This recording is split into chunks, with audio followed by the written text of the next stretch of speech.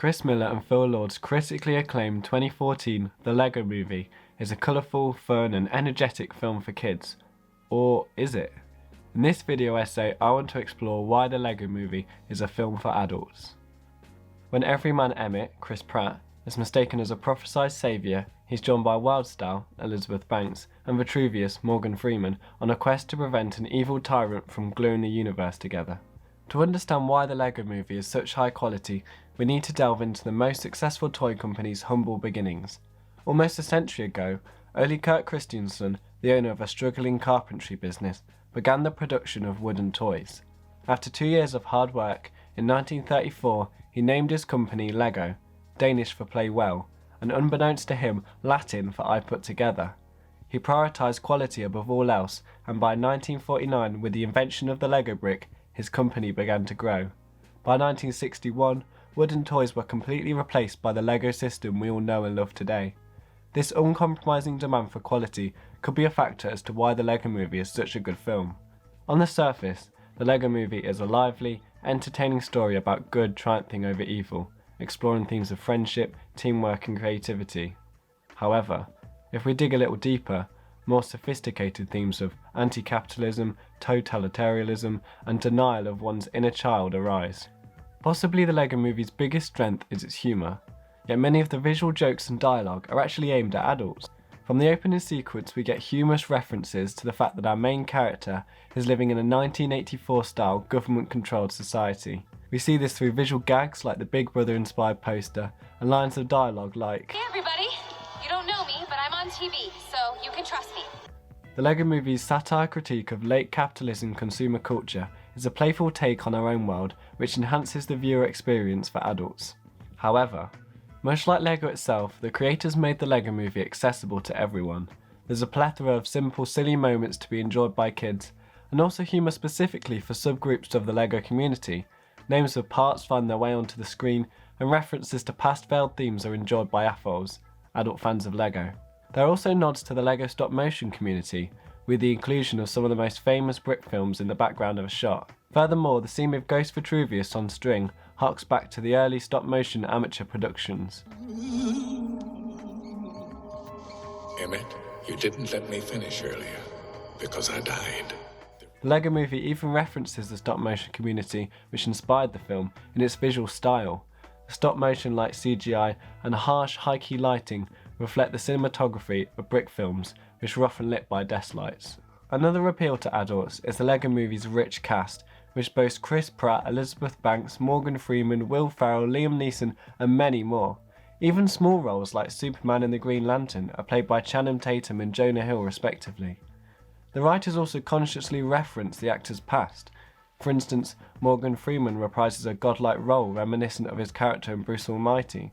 Audiences are also treated to Channing Tatum and Jonah Hill as a comedic duo, like in 21 Jump Street.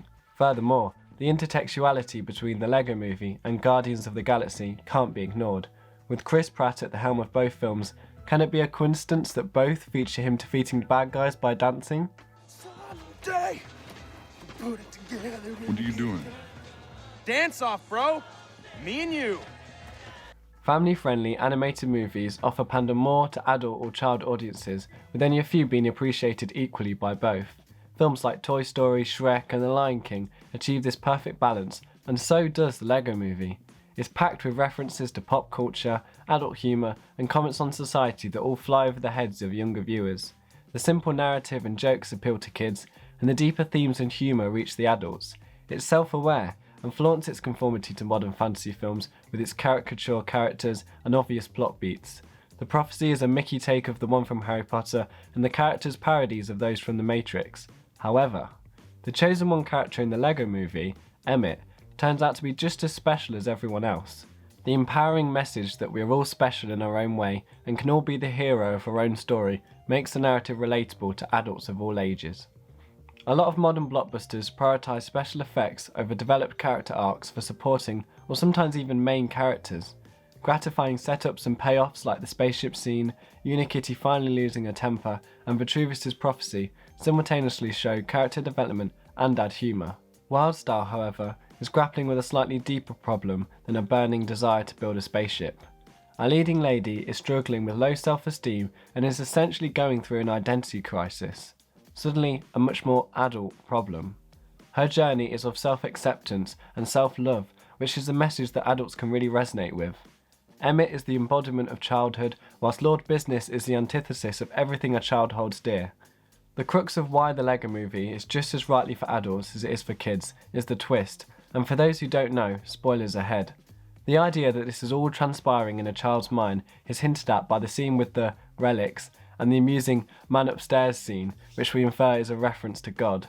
Who's the man upstairs? See? He doesn't even know about the man upstairs. Furthermore, the plot feels like it's being made up in the moment, and some scenes feel just like a child playing.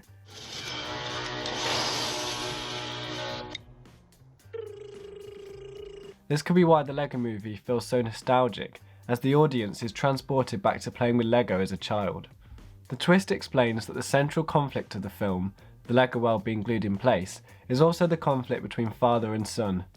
As we get older, adults, especially men, feel the need to control their environment, so they keep fish, take up gardening, or in this case, create a sprawling Lego city in their basement. The father sees gluing the Lego world as a means to add order to something in his life, and finally stop his kid from messing with his stuff. His son, however, sees the gluing or craggling of the universe as a doomsday proposition that will end all his fun forever. Some parents see Lego as a bit of a nuisance, as they're always stepping on it and their kid is always asking them to build it with them. Gluing it all together would solve both these problems, and therefore this conflict is relatable to the parents watching. Through the eyes of 10-year-old me, the twist was surprising, and even a little confusing. Watching it now though, my eyes were so full of tears I could barely make it out. Emmett, who is symbolic of the son, convinces Lord Business, the father, that he doesn't need to be the bad guy. This is a beautiful moment where the editor masterfully cuts between animation and live action. Ultimately, the Lego Movie shows us how by loving and embracing our inner child, we can learn to love ourselves. And that is why the Lego Movie is a film for adults. Thanks for watching Fantasy Bricks. If you'd like to see a video essay on the second Lego Movie, then comment below. I'm currently building the Battle of Five Armies from The Hobbit, so if you're interested in checking that out, then you can watch my Building Erebor series. Thanks for watching. Please like, comment, subscribe, and I'll see you in the next one. We are from the planet Duplo, we are here to destroy you. Oh, man. Everything is